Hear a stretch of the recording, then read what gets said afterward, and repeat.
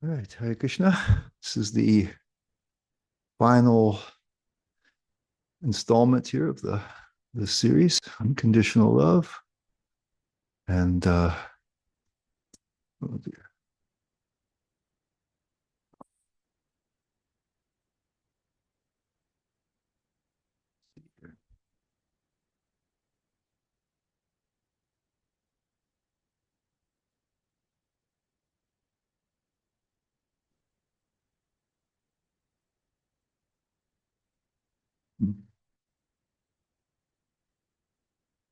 Okay. All right. So the topic today is going to center around this is from uh Srila Vishwanath Chakravarti Thakur's Madhurya Kadambini.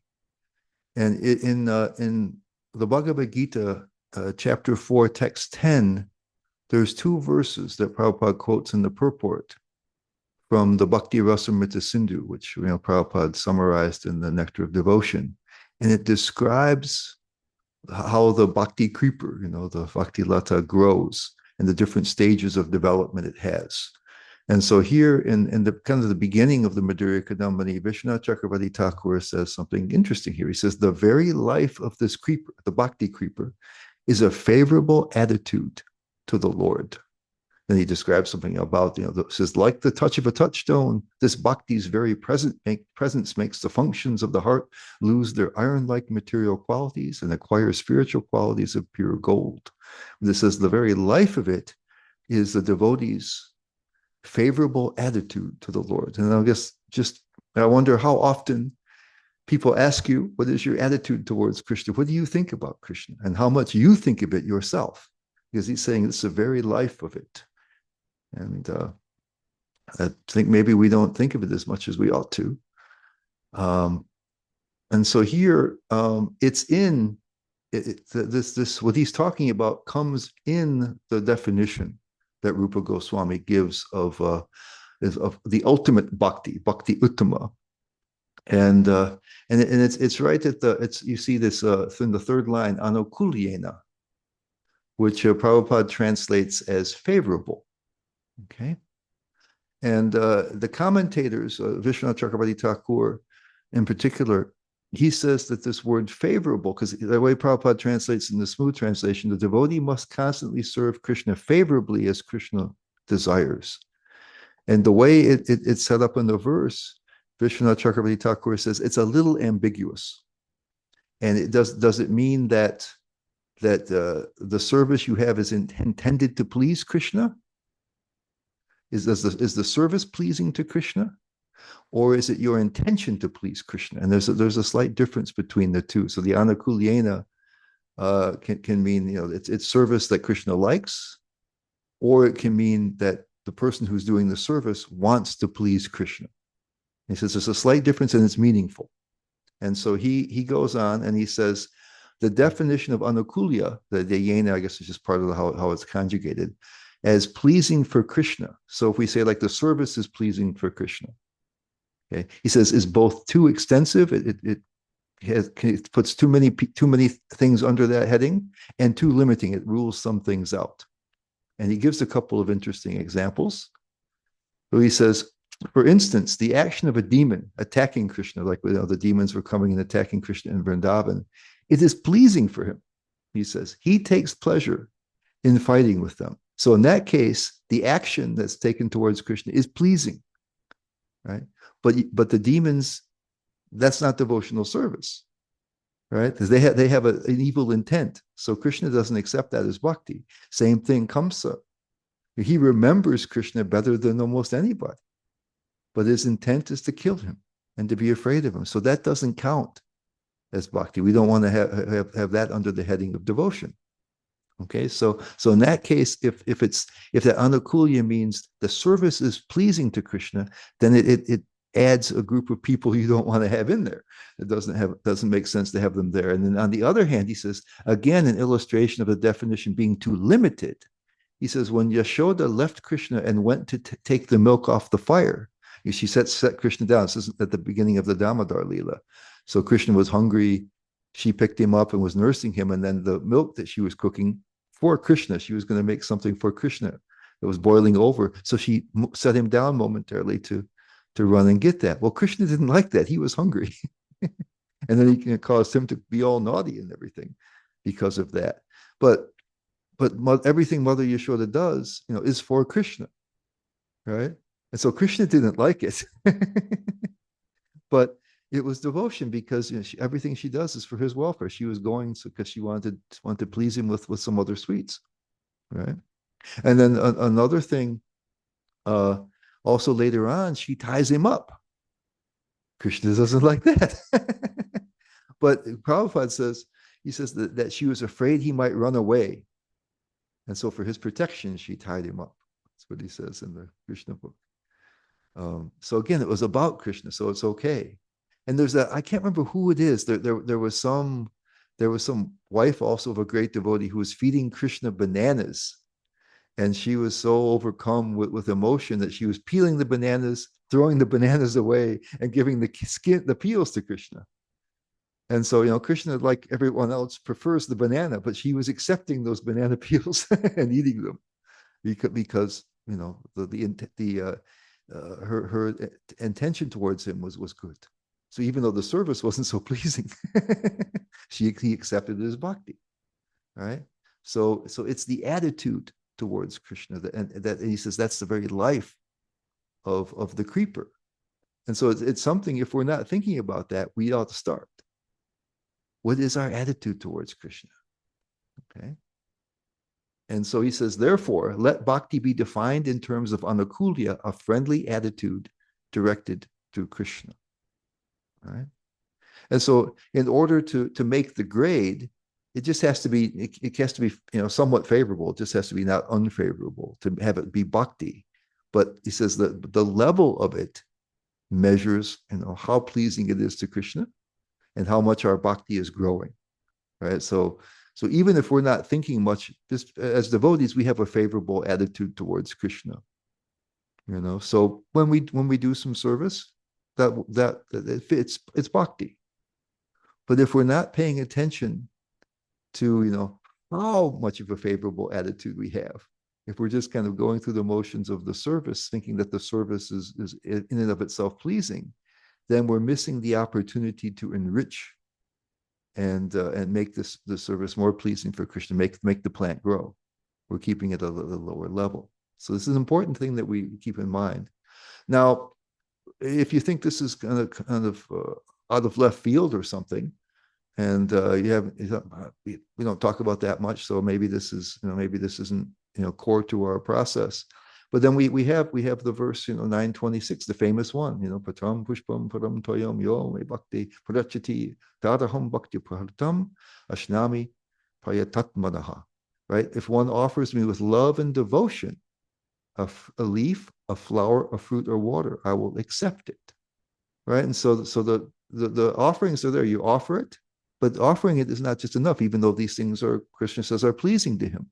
But you have the bhaktya with devotion, and bhaktya uparatam, offered in devotion. There's something else there than just the offering. Right? There's that intention to please Krishna. Right? And you can see what Prabhupada says in his purport that very easily confirms it. He says, Krishna wants only loving service. Again, this is a loving service and nothing more. He accepts even a little flower from his pure devotee. So again, these particular things offered are not that significant. And he said, but he says he does not want any kind of offering from a non-devotee. So again, he shows the same thing. It's not what's being offered, but how it's being offered, what the intention is. That's why he doesn't want even a great offering from a non-devotee, because there's no good intention there. So the intention clearly matters. And he says he is not in need of anything from anyone because he is self-sufficient. So really the offerings to Krishna aren't that important. He says, and yet he accepts the offering of his devotee in an exchange of love and affection. Right?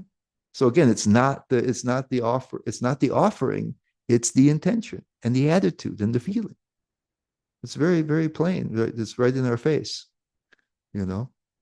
We know that particularly well with the holy name. Right? We can chant the holy name, But what is our attitude? Right? If there's offenses and inattention, if we're not into it, then Krishna is not so satisfied. He's satisfied to some degree, but not so satisfied. So it's the intention, right? It's the feeling, the desire to please, the good feeling towards Krishna. Therefore, I want to do this for you. Because I feel this for you, I want to do this for you.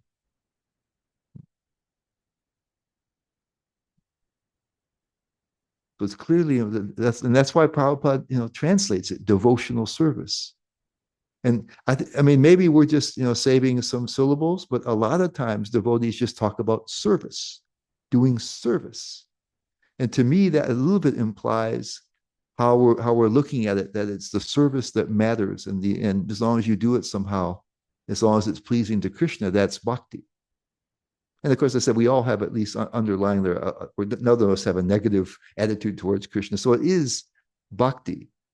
But if we're just thinking it is the service and we're not focusing on the love or the affection or the level of favorability that we have, then Krishna he's not eating a lot there. He wants the affection. So he takes he takes he's so kind, he appreciates anything we do. But he really wants the affection. He really wants the anukulya. That's the thing that nourishes the plant, nourishes the relationship. That's what he's looking for. He wants our hearts. He's got everything. He doesn't need all the other stuff we offer. So the offering should be an expression of our hearts, and then it's really relishable for him. Otherwise, it's nice, but it's not the same. So the way I see it here with Krishna, when Prabhupada says devotional service, devotion is that friendly attitude, or that positive attitude. And the Krishna Shilanam, it means, Shilanam means like actions directed towards Krishna. And that's what it means. And so the actions are, so this is what devotional service means. There are actions directed towards Krishna with this attitude, positive attitude toward him, but that desire to please him, the pleasing attitude. And you can't separate the two. Like I said, because we all have something of a favorable attitude towards Krishna, we don't run the risk of being like the demons and have it not be bhakti. But these two things are, you can't separate the two.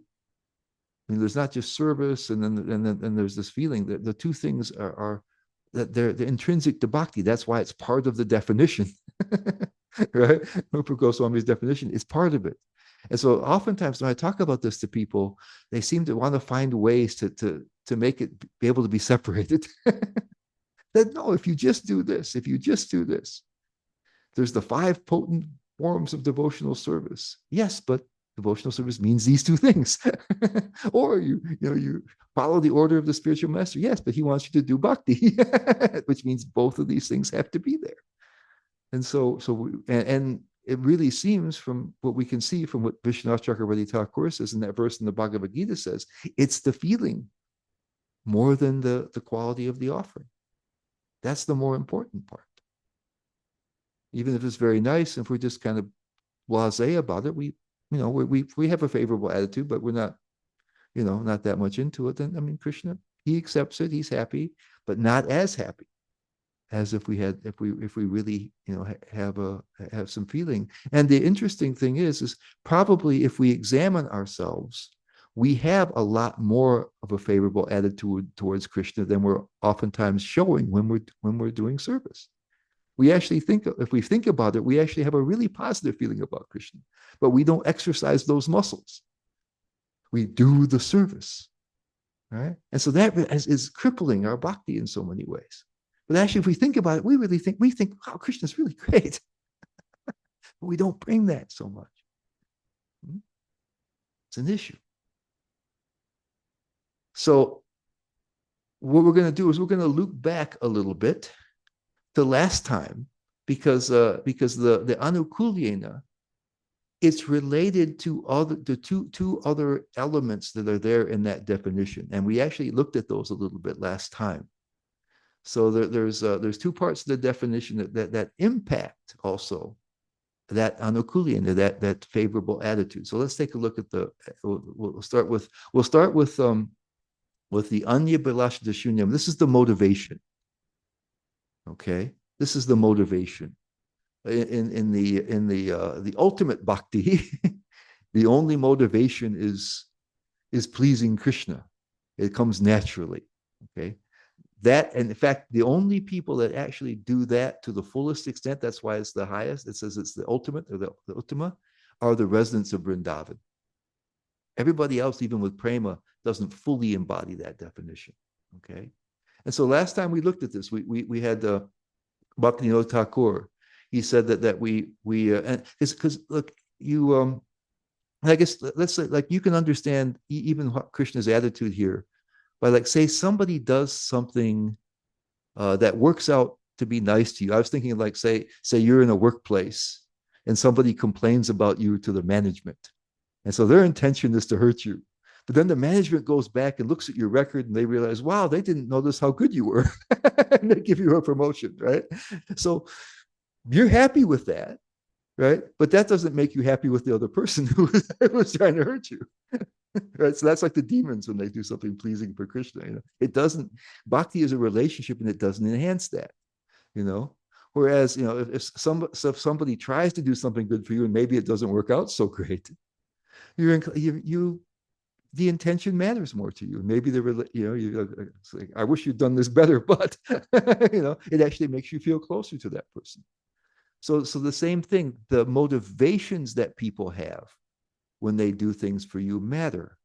If somebody just is trying kind of to get something from you, right, an ulterior motive, right, to do something for you, like it says here, fear and desire for material enjoyment, right? They want Krishna to help them in some way, and so you do something for him.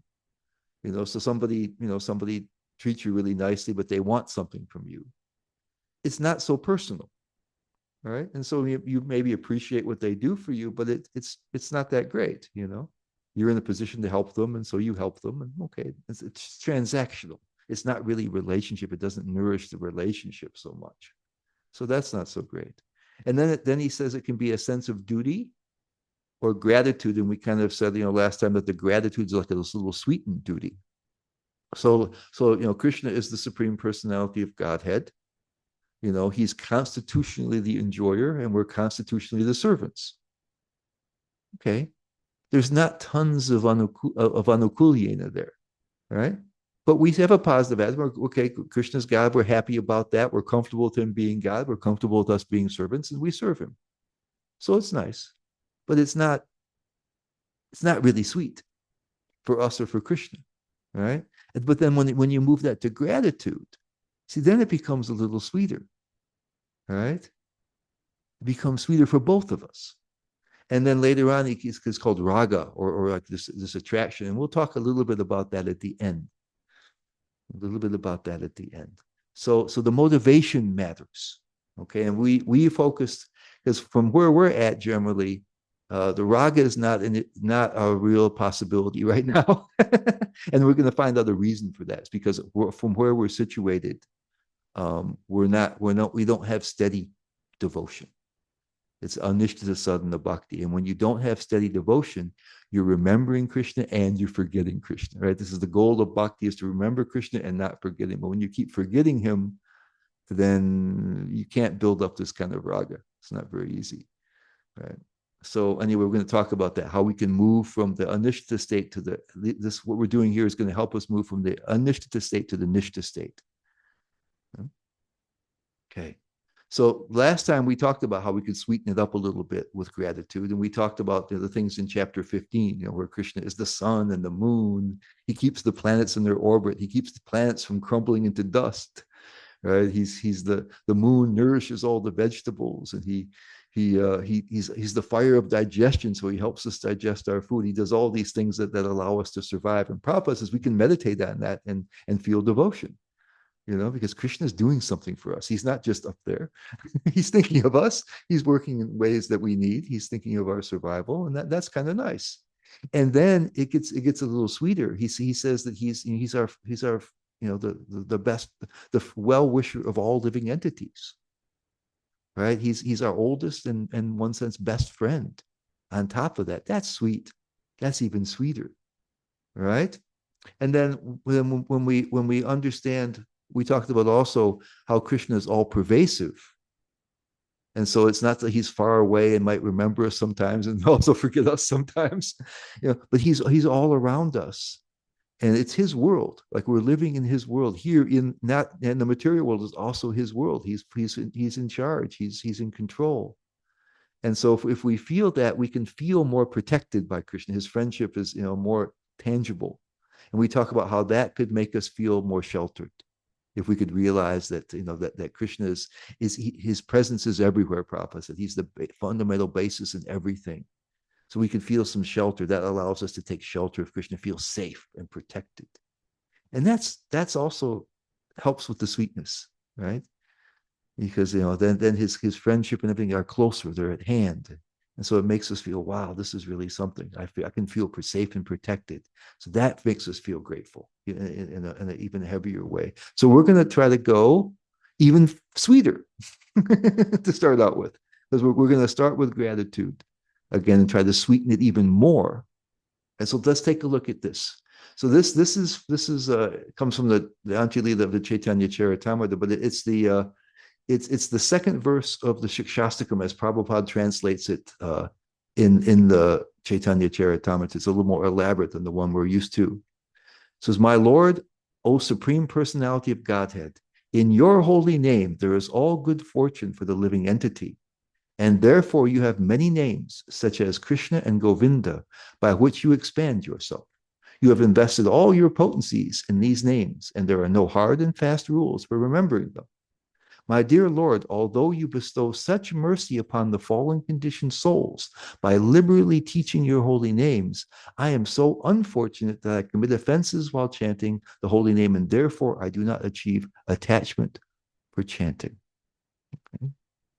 Now, there's reasons for big gratitude here. Okay, because first of all, Krishna is making the first move, but especially in the form of Lord Chaitanya. He comes chasing after us. I mean, even Krishna, you got to give Krishna his credit too. Prabhupada, there were times when Prabhupada, there was a famous arrival address in Atlanta where Prabhupada was saying, "Oh, I see you have Gaurnitai here."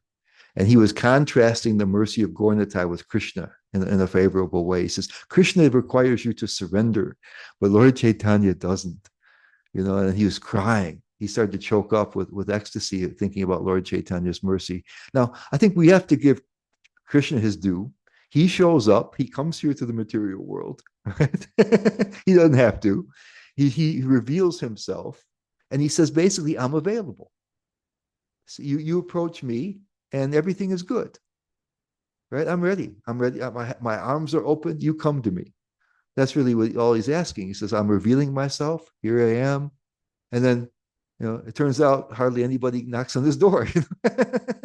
And so that's why it's Lord Chaitanya, that when Krishna's considering to come as Lord Chaitanya, that's one of the things he was saying. It's like, well, I revealed everything and nobody came. So he said, now I have to show them. I have to show them what that love is like. And so he comes as Lord Chaitanya, and he comes chasing us. Right? The devotees are on street corners chanting Hare Krishna. They're giving books. They're trying to sneak prasadam into your mouth. Come on, take it. That's Lord Chaitanya's mood. Not that here I am, I'm available. This is wonderful. But he says, come on.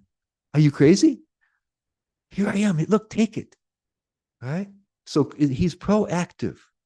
Here we are hiding it says in the Chaitanya Charitamrita that this is the smallest of the material universes.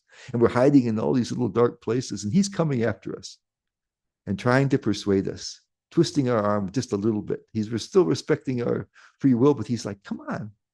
You're out of your mind. Look at this. Look what we've got here. Right? And then what does he do? He gives himself.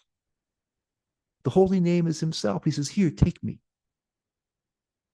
Right? And it says, and the commentators say that the reason he has many names is because he wants to be kind to us. He says, we know you have different tastes and kind of, you're kind of weird that way. You want to have choices. So I mean, he could just give, Krishna, that's himself. That's everything. It has inconceivable value. But he says, okay, I know you guys are fussy. So I'll give you some choices. Right. So even then he's thinking about that. And then he gives it to anybody. right? And the name can be chanted by anybody in any time in any place. It's not like the Vedic mantras where you have to be ritually clean. Maybe it has to be at a certain auspicious, astrological moment. You have to be, a Brahmin. No, anybody, and anytime, any place, you can do it. Right? And so that's what it says. Although Tava Kripa Bhagavan Mamapi, you're so merciful. Right?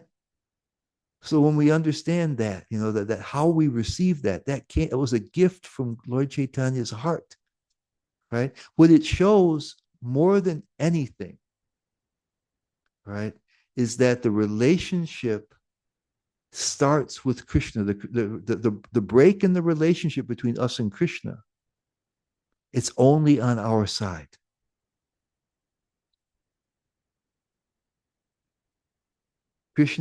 He's remembering us. Krishna is coming after us. Krishna is offering himself to us. He says, here I am, take me. It's not that Krishna is coming and saying, okay, I'm the Supreme Lord. You guys are all messed up down there. You're supposed to be serving me. Now get it together. He's not like that. I'm upset with you. He says he's coming to this world because he cares about us. We're suffering. And he says, please come and take it. I give you myself in the form of the name. And if you think that that's not true, check out this purport from, from First Canto, Chapter 2, verse 16. Here's what Prabhupada says. In the Bhagavad Gita, the 16th chapter, a vivid description of the Asuras is given, in which it is said that the Asuras are put into lower and lower states of ignorance life after life, and so sink to the lower animal forms and have no information of the absolute truth, the personality of Godhead. So it's not, you don't come to, it seems like they never come to Krishna. And he says, these asuras are gradually rectified to God consciousness by the mercy of the Lord's liberated servitors in different countries according to the supreme will. So look what Krishna is doing. Okay. Now the asuras, they don't even want Krishna to exist.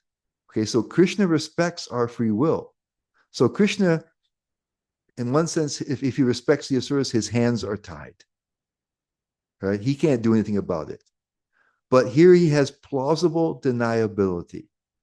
He sends his servants, knowing his intent, come and they chase after the asuras. If the asuras complain later, right? I didn't want you, right? It wasn't me. It was these devotees of mine are crazy. I can't control them. They're coming. So we see that Krishna is interested even in the welfare of those and interested in connecting with those, even who are so hostile they don't even want him to exist. Right? So the relationship is broken only on our side. Even them, Krishna is trying to find a way.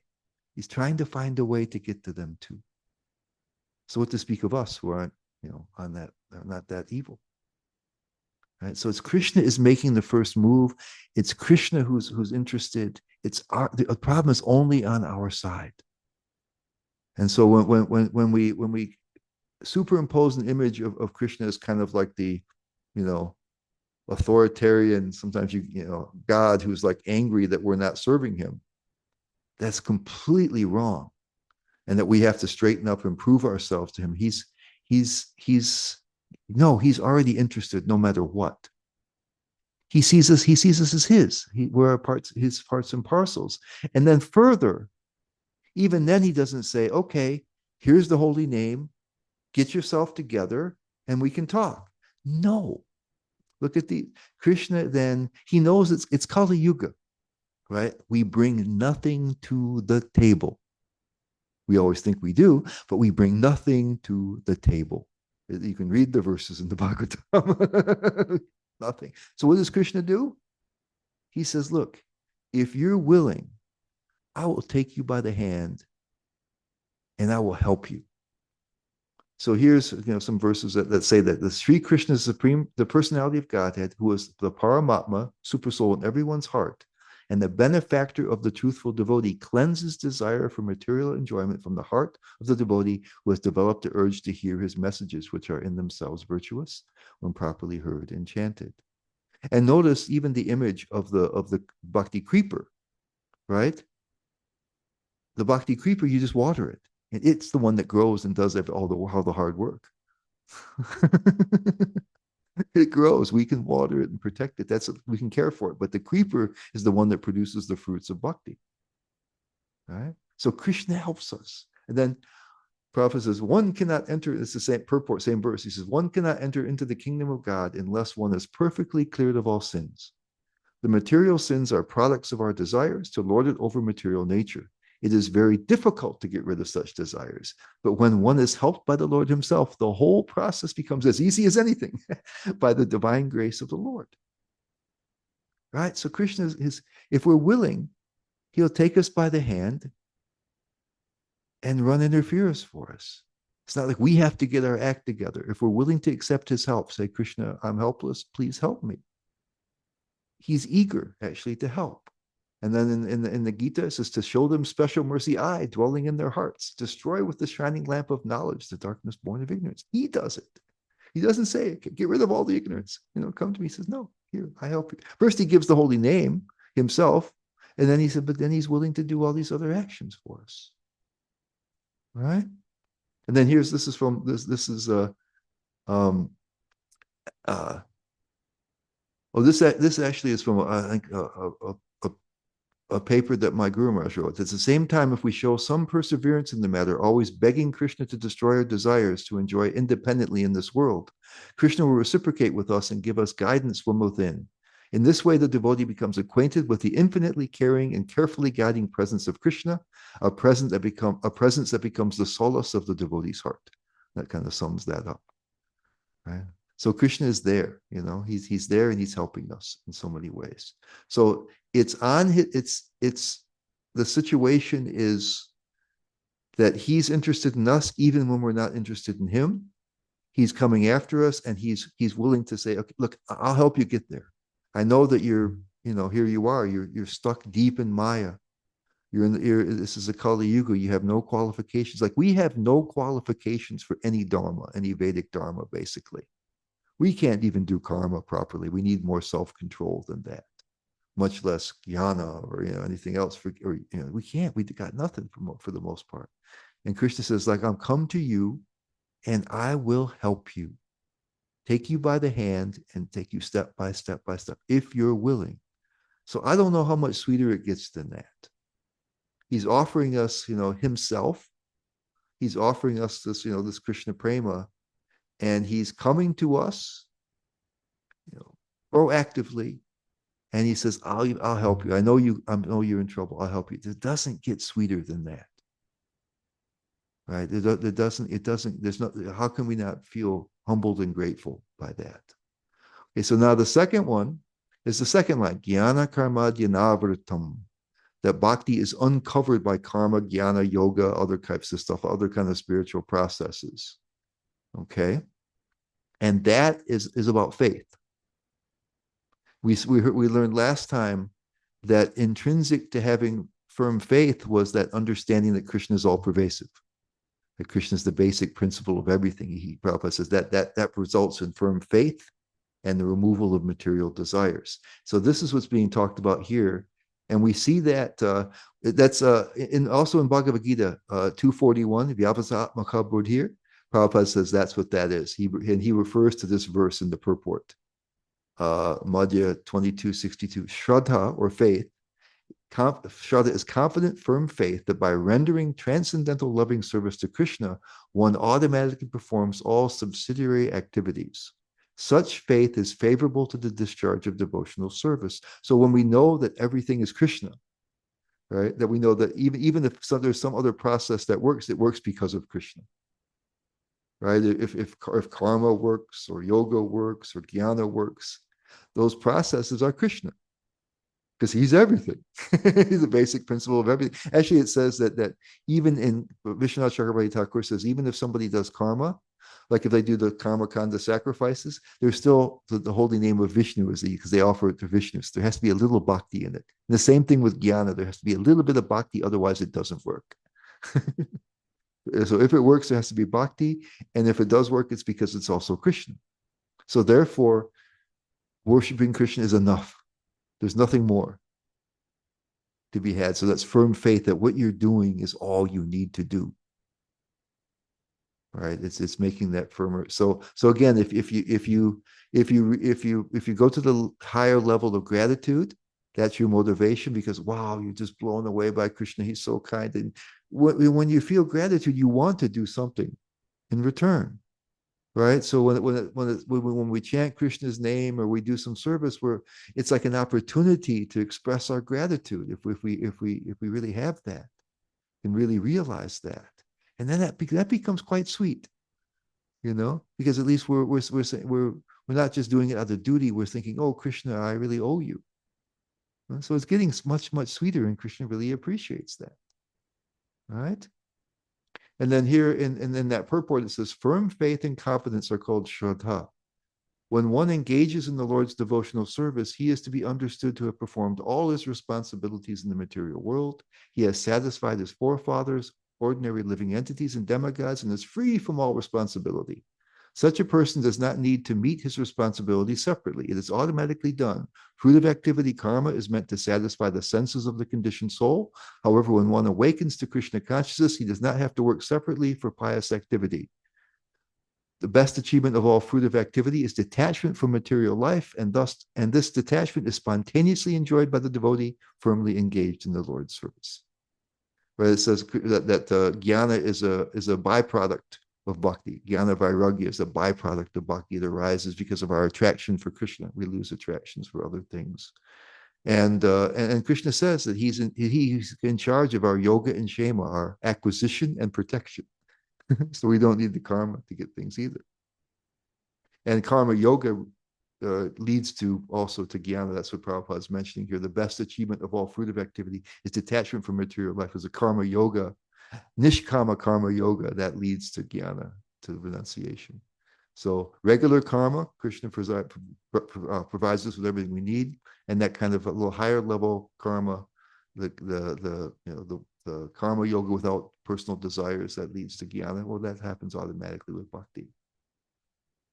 Okay, so now let's look at a little bit how gratitude and firm faith are so important to reaching nishta or steadiness in bhakti. Is this really powerful platform? Okay, how they figure into that. They're figuring into the anukulya. That's important, right? Because if you feel so confident that I'm protected and this is all I need to do, and we have all this feeling of gratitude towards Krishna, that's very sweet.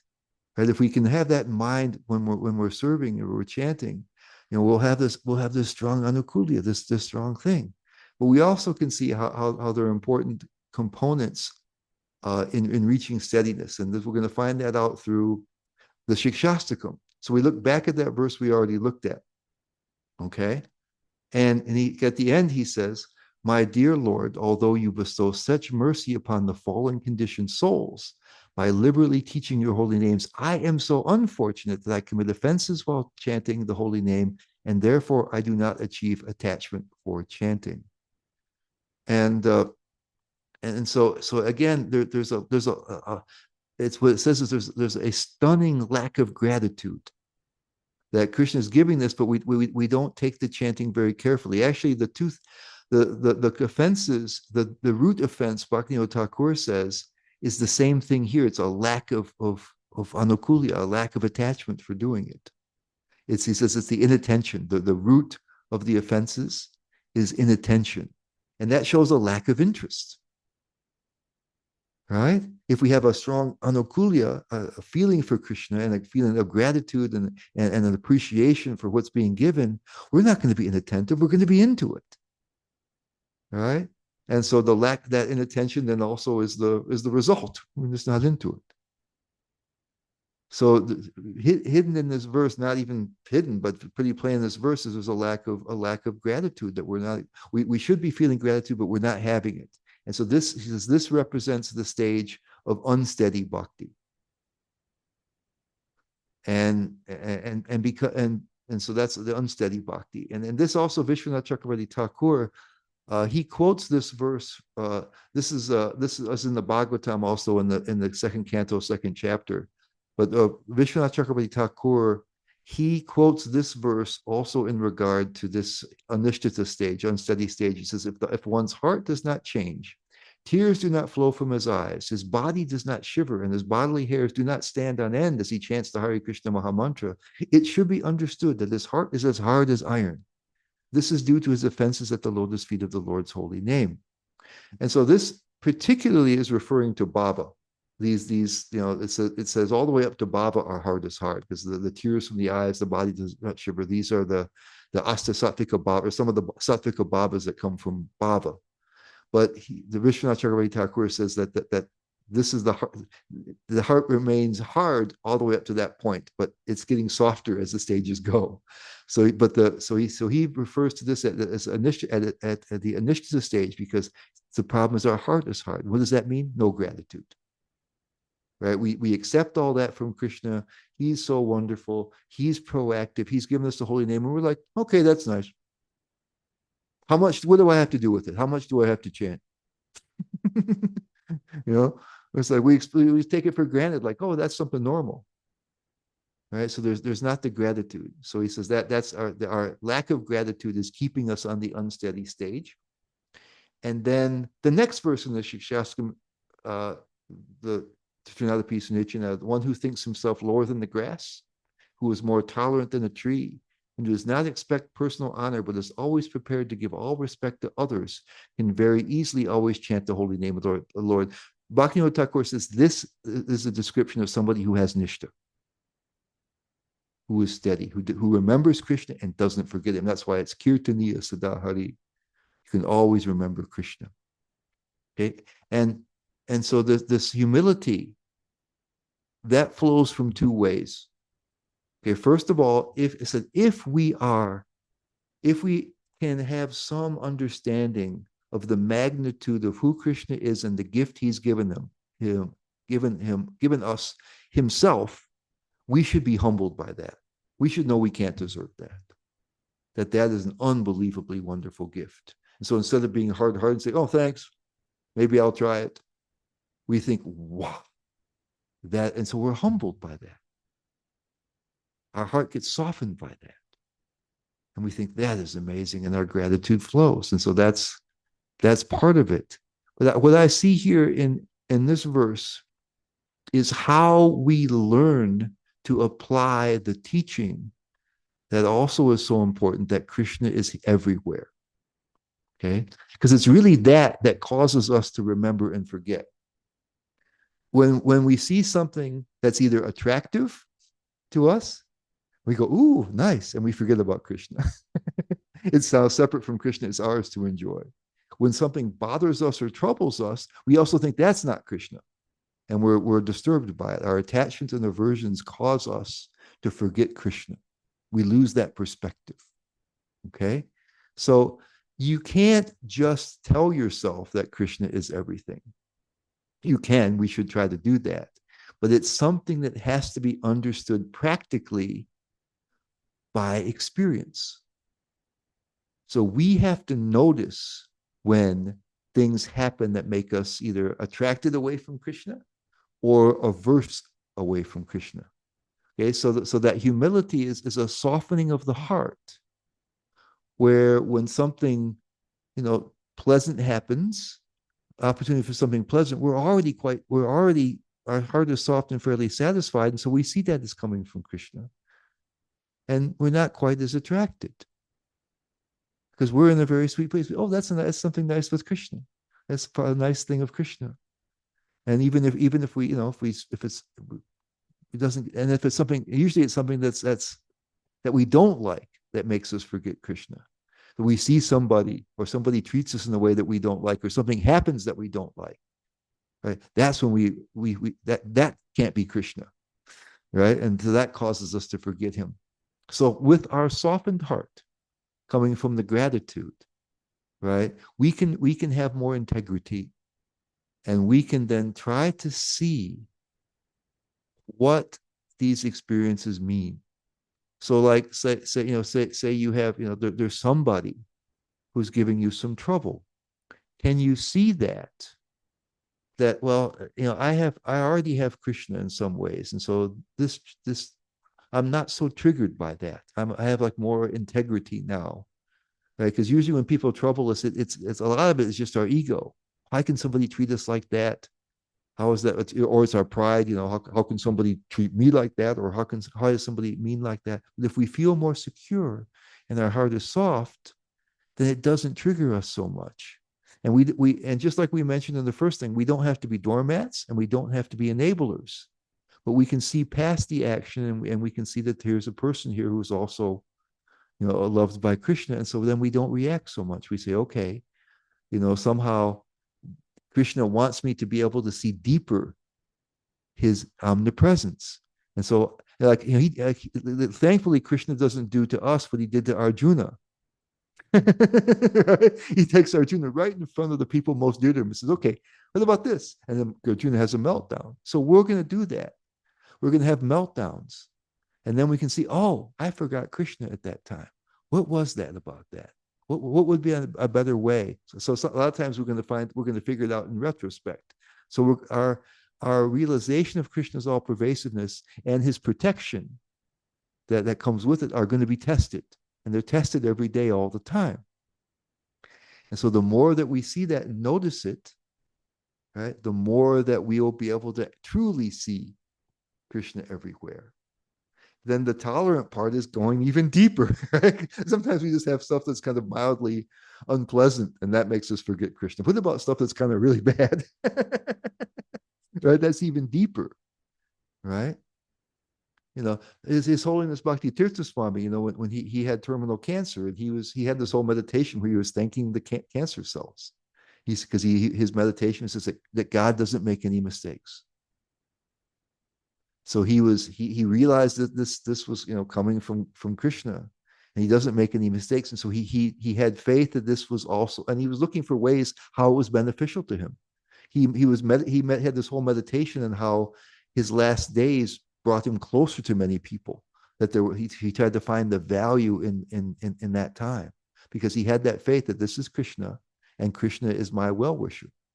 So even though it's not something you would choose, and so this is an even deeper realization, right? And then the not wanting respect and giving respect. Usually our egos are really based on how we measure up to other people.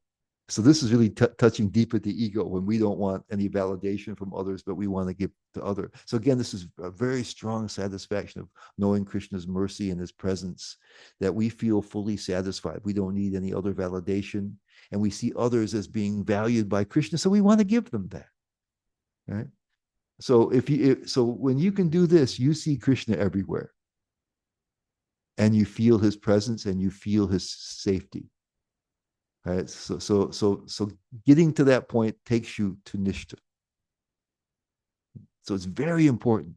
And then something wonderful happens at that time, because when we're not remembering and forgetting Krishna, right, where we're remembering him constantly, it's much more easy to be focused on Krishna's all attractive qualities. That's what's going to lead to the raga, right? Krishna is just so wonderful.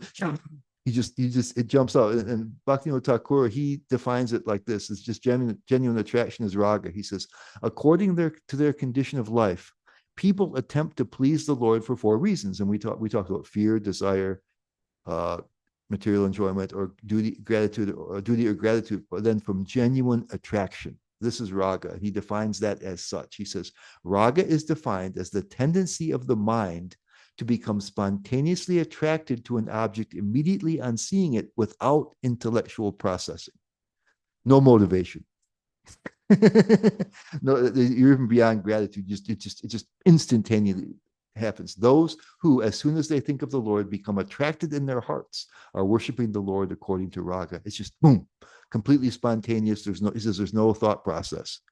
So, and you just jump.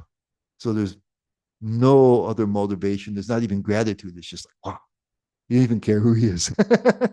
You don't care what he's done with us. Maybe he even, like, Radharani says, I'm at your feet. You can pick me up and embrace me, or you can trample me under your feet. Because that's all there is. But even if he's a bad guy, she can't help it. He's too attractive. right? So there's no intellectual process, and this is raga. Okay, so when we're remembering Krishna and forgetting him, sometimes we feel it. Sometimes we read something and and like we even feel like things that almost are too much for our nervous system. Maybe we see, oh, Krishna's so wonderful, then we forget him again. you know, oh, so even if there's some attraction, it just goes back, it goes down again.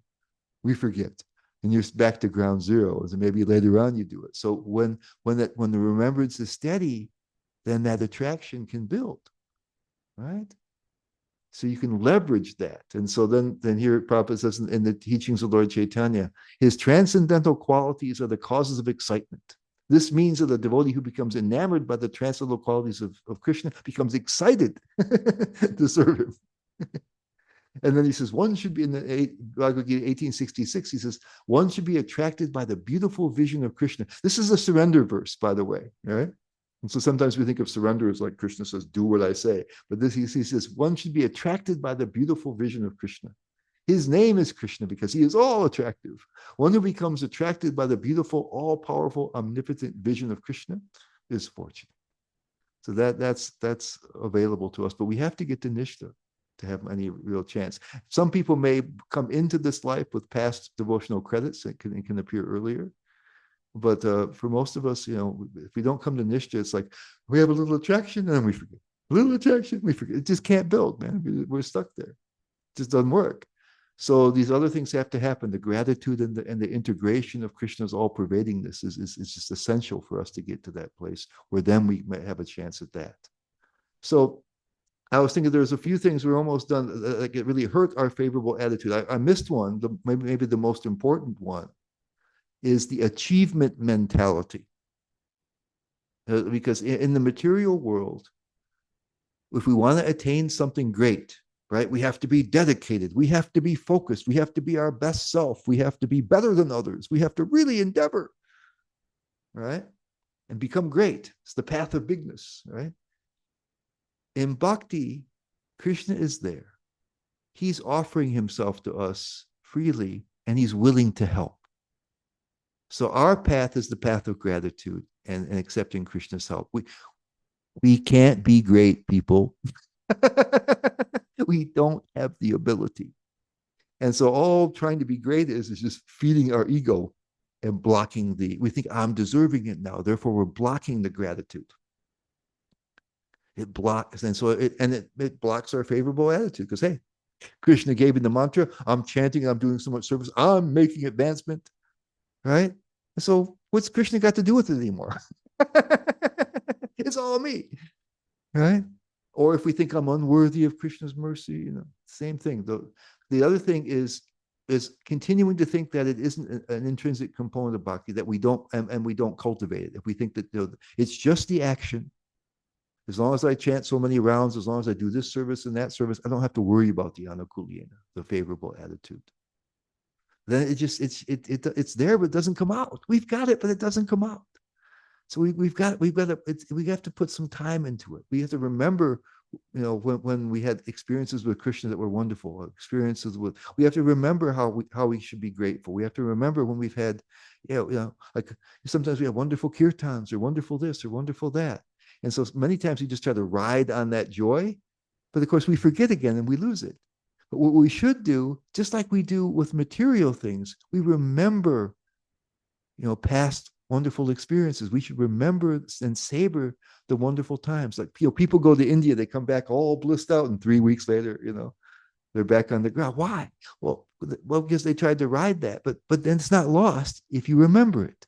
If you go back over it and remember what it was like when you were there at Govardhan, or you were there at Radhakund, you were there, and how that felt, that goes into your anukulya. It doesn't have to be lost, even though we're remembering and forgetting, but we build that, we reflect on it, we savor the experiences that give us faith and give us joy. We can't ride the joy because we're remembering and forgetting, but we can incorporate that into our anukulya and say, oh, yes. And our gratitude towards Krishna, we need to cultivate it. It's something we need to work at.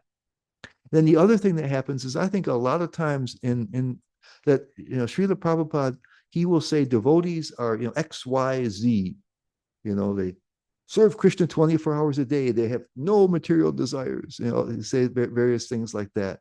And he doesn't place it on the spectrum, right? There's that whole spectrum from Shraddha to Prema. And the devotees act differently, think differently, and are different on those different stages. And so at the unishtita stage, we do have material desires. And so when we hear that, a lot of times we think, oh, I'm a devotee, therefore I have to act like that. Right. And so then we end up imitating, acting as if we have, the anukulyena, the wonderful feeling towards Krishna that allows for that kind of behavior.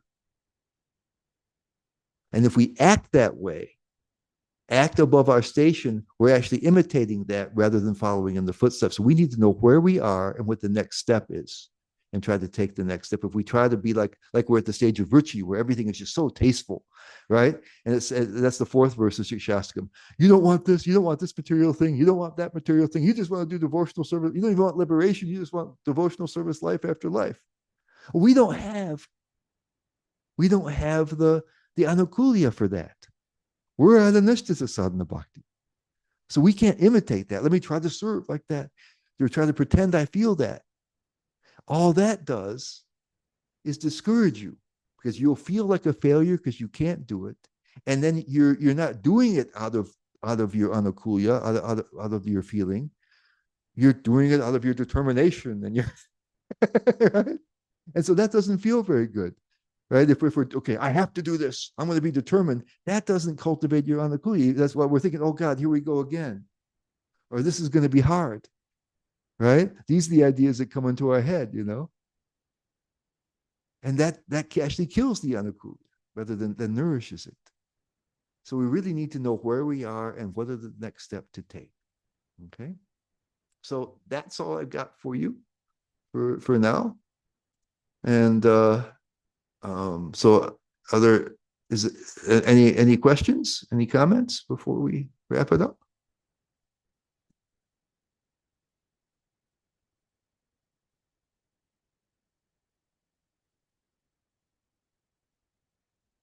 If any of this works for you, and you end up zipping along to Nishta and to Ruchi and stuff, don't forget about me. Come back for me and help me out. I just wanted to say thank you, Maharaj, for a wonderful class that was really well laid out. There's a tremendous amount in it, and I'm going to be watching it all again to absorb more of it. But thank you very much. Oh, it's my pleasure. If I can, do anything to help others on the path, and I mean, I think that Krishna appreciates that, and I'm hoping to do the same. I'm speaking, I've been trying to understand this because my Guru Maharaj had said a long time ago that really the root weakness in this kind is that so many of us have that difficulty getting to nishta. And so that's true of myself and so many others. And so I've been really trying to see if I can at least find the way forward and try to do it myself. And so I'm sharing whatever hints I've gotten.